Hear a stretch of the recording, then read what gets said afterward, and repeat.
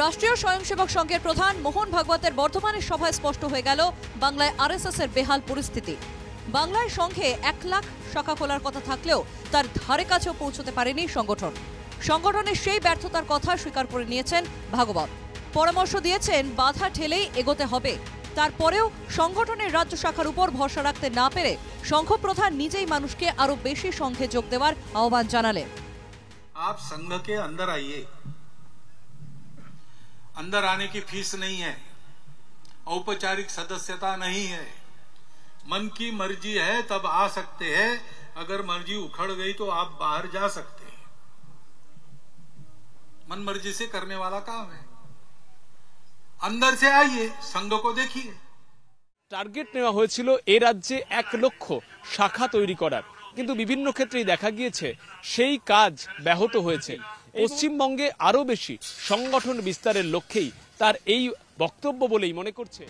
বাংলায় সংঘের সংগঠন বিস্তারের জন্য সকলকে একসঙ্গে চলার পরামর্শ দিলেন সংঘ প্রধান। हम आजकल कहते विविधता में एकता। देखिए, हिंदू इसको जानता है, इसलिए जानता है कि वो ये समझता है कि ये एकता की ही विविधताएं हैं, विशिष्टताएं, एकता का श्रृंगार है, और इसलिए अपनी अपनी विशिष्टता पर श्रद्धा पूर्वक चलो, सबकी विशिष्टताओं का सम्मान करो। দলিতের এই সভায় রাজ্য বিজেপির প্রথম সারির প্রায় সব নেতা উপস্থিত থাকলেও ছিলেন না রাজ্যের বিরোধী দলনেতা শুভেন্দু অধিকারী। বিরোধী দলনেতার অনুপস্থিতি নিয়ে মুখ খুলেছেন বিজেপির প্রাক্তন সাংসদ দিলীপ ঘোষ। বিজেপির প্রোগ্রাম নয়, যারা সঙ্গে স্বয়ংসেবকরা তারা এসছেন। আমিও এসছি কলকাতা থেকে, এটা অন্য রাজ্য ভাগ আরএসএস দৃষ্টিতে। বিভিন্ন সময় রাজ্যে বিজেপিতে গোষ্ঠীদ্বন্দ্বের অভিযোগ উঠেছে।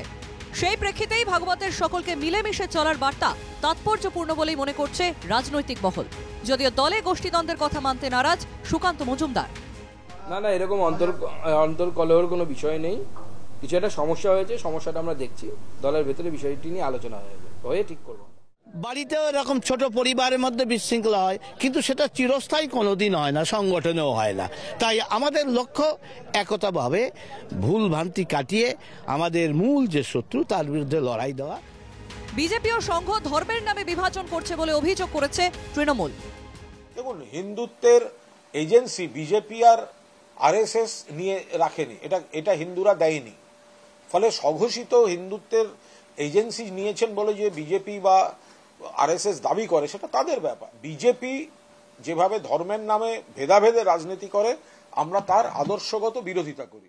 রাষ্ট্র গঠনের জন্য সমাজের মধ্যেই একতা নয়, বরং সংগঠনকে চালিকা শক্তি হিসাবে ব্যবহার করতে গেলে একতাকে কাজে লাগাতে হবে। সেই বার্তা অত্যন্ত অর্থবহ হয়ে উঠল রাজ্য বিজেপির এই ঘরোয়া দ্বন্দ্বের আবহে।